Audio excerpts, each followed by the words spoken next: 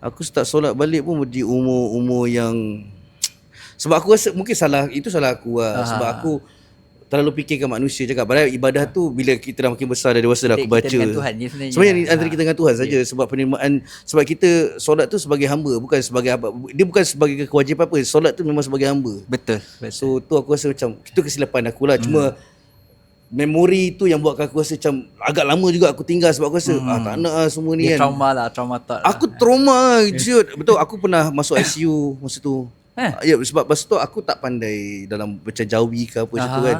Sebab aku tak ada basic kan. Keluarga mualaf, tak ada basic. Lepas tu ustaz tu belasah aku cukup-cukup lah. Serius lah? Umur aku 9 tahun.